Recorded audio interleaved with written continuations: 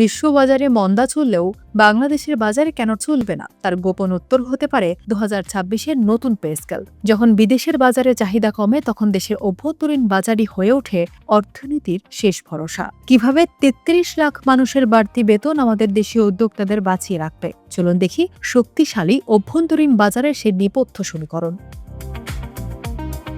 একটি দেশ যখন শুধু রপ্তানির উপর নির্ভর করে তখন বিশ্ববাজারের সামান্য ওঠানামায় তার অর্থনীতি কেঁপে ওঠে। কিন্তু যে দেশের অভ্যন্তরীণ বাজার শক্তিশালী তার যে কোনো সংকট সহজে মোকাবেলা করতে পারে। নতুন পে স্কেল বাস্তবায়নের মাধ্যমে যখন সরকারি কর্মকর্তা ও কর্মচারীদের হাতে বিপুল পরিমাণ অর্থ আসবে তখন দেশের ভেতরেই পণ্যের এক বিশাল চাহিদা তৈরি হবে। এই বাড়তি চাহিদা আমাদের অভ্যন্তরীণ বাজারকে এতটাই শক্তিশালী করবে যে বাইরের দেশের অর্থনৈতিক মন্দা আমাদের স্থানীয় ব্যবসায়ীদের খুব একটা স্পর্শ করতে পারবে না।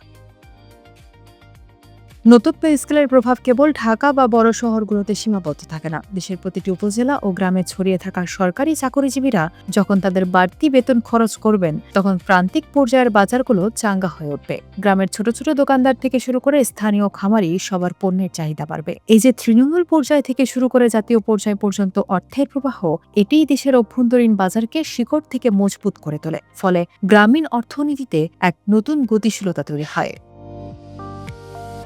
নতুন পে স্কেলের ফলে ক্রেতাদের হাতে যে টাকা আসবে তার বড় একটি অংশ ব্যয় হবে দেশীয় নিত্যপণ্য, পোশাক এবং ইলেকট্রনিক্স কিনতে। আমাদের স্থানীয় উদ্যোক্তারা তখন বিদেশের অর্ডারের আশায় বসে না থেকে দেশীয় বাজারের জন্যই মানসম্মত পণ্য তৈরিতে উৎসাহী হবেন। যখন একটি দেশের শিল্প খাত তার দেশের মানুষের চাহিদাই পূরণ করতে হিমশিম খায় তখন সেই শিল্পের ভিত্তি অনেক শক্ত হয়। নতুন পে স্কেল আমাদের উৎপাদকের জন্য একটি নিশ্চিত বাজার তৈরি করে দেয়, যা যে কোনো দেশের টেকসই উন্নয়নের অন্যতম শর্ত। অভ্যন্তরীণ বাজার মানে কেবল চাল ডাল কেনা নয়, এটি শিক্ষা, স্বাস্থ্য এবং পর্যটনের মতো সেবামূলক খাতকেও অন্তর্ভুক্ত করে। বেতন বাড়লে সরকারি চাকরিজীবীরা উন্নত চিকিৎসা এবং সন্তানদের উন্নত শিক্ষার পেছনে বেশি ব্যয় করবেন। এছাড়া অভ্যন্তরীণ পর্যটন বা দেশের ভেতরে ভ্রমণের প্রবণতা বাড়বে। এতে করে দেশের রিসোর্ট, হোটেল এবং ট্রান্সপোর্ট সেক্টরে বিনিয়োগ বাড়বে। এই সেবামূলক খাতের বিকাশ দেশের অভ্যন্তরীণ বাজারকে আরও বহুমুখী এবং স্থিতিস্থাপক করে তুলবে। বর্তমান বিশ্বে ডলার সংকট একটি বড় সমস্যা। যখন আমাদের অভ্যন্তরীণ বাজার শক্তিশালী হয় তখন আমরা বিদেশের আমদানিকৃত পণ্যের উপর নির্ভরতা কমিয়ে দেশীয় পণ্য ব্যবহারে অভ্যস্ত হই। নতুন পে স্কেলের প্রভাবে স্থানীয় উদ্যোক্তারা যখন বড় বাজার পাবেন তারা আমদানিকৃত পণ্যের বিকল্প দেশেই তৈরি করবেন। এর ফলে ডলার সাশ্রয় হবে এবং বৈদেশিক মুদ্রার উপর চাপ কমবে।